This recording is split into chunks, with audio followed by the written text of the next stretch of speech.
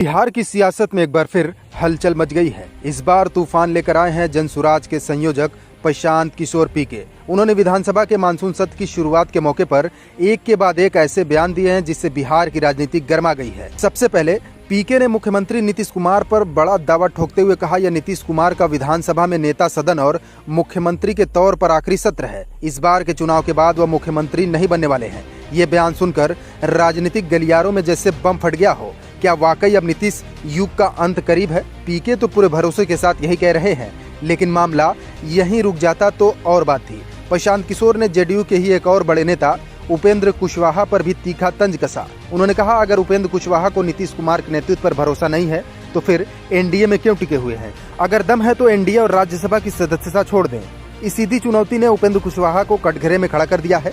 अब सवाल यह है कि कुशवाहा क्या सच में अपनी कुर्सी छोड़ेंगे या फिर पीके की चुनौती को नजरअंदाज करेंगे? पीके की रणनीति एक तीर से दो निशानों जैसी दिख रही है। नीतीश कुमार की साख पर सवाल उठाकर उनका कद कम करना और एनडीए के अंदर की फूट को उजागर करना।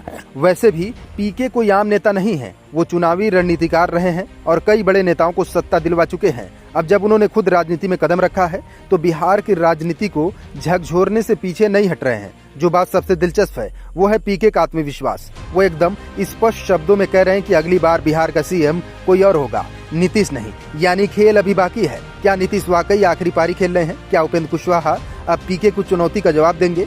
और सबसे बड़ा सवाल, बिहार की जनता किसे सत्ता सौंपेगी? सियासी पारा चढ़ चुका है, रोमांच अपने चरम पर है। बिहार का अगला चुनाव महज चुनाव नहीं, एक बड़ा मुकाबला होने जा रहा है।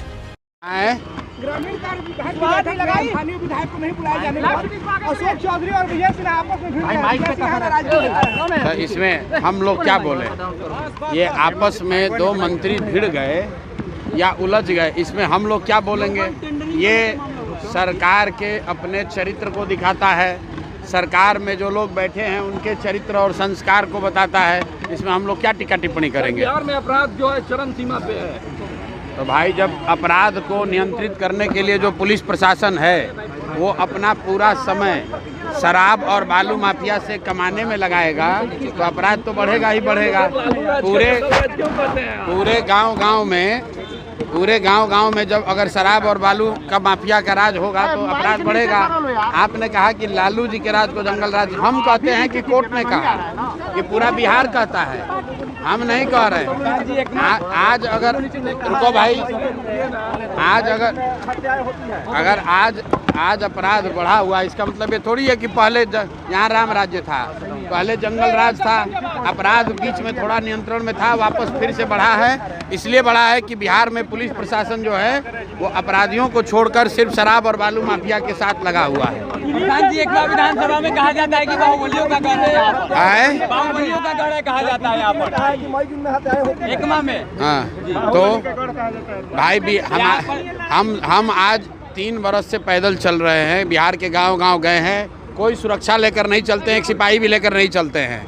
हमने सिर्फ एक ही बात देखा है, बिहार में समझा है, किसी का कोई गढ़ नहीं है, बिहार जनता का गढ़ है, एकमा के जनता का गढ़ है। जो यहाँ जनता की पसंद होगा उसका गढ़ होगा, किसी की बपौती नहीं है, किसी का कोई गढ़ नहीं है।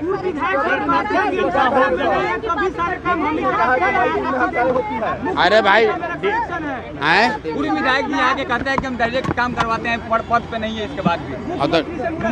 अरे भाई, अब कौन क्या कहता है हमको मालूम नहीं है। एकमा के क्षेत्र की जनता क्या कह रही है ये जानना जरूरी है।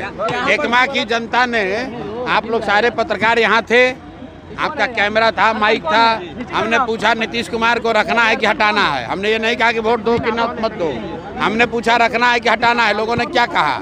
हटाना है, तो बात खत्म। 1 साल के अंदर, ये भाई सवाल पूछ रहे हैं पलायन का क्या होगा। साल भर के अंदर बिहार से बाहर गए हुए 50 लाख लोगों को न सिर्फ वापस बुलाकर यहाँ रोजगार दे दिया जाएगा, बल्कि जितने लोग यहाँ पर बैठे हुए हैं बाहर जाने की सोच रहे हैं, उनको भी अब छठ के बाद बाहर 10-12 हज़ार की मजदूरी के लिए नहीं जाना पड़ेगा।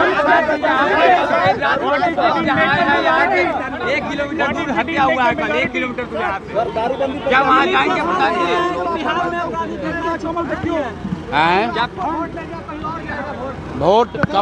वोट कमल पर जाता है कि लालटेन पर जाता है, इसके लिए आप सजग रहिए। और चुनाव आयोग नहीं सर, थोड़ा सा आप भी सहयोग कीजिएगा। हाँ बिल्कुल करेंगे। आप जब वोट देते हैं तो वीवीपैट का स्लिप होता है, उसको लेकर रखिए, ताकि कल होकर अगर आपका वोट आप डालते किसी और को है, चला किसी और को जाता है, तो वीवीपैट का जो स्लिप है उसको रखिए।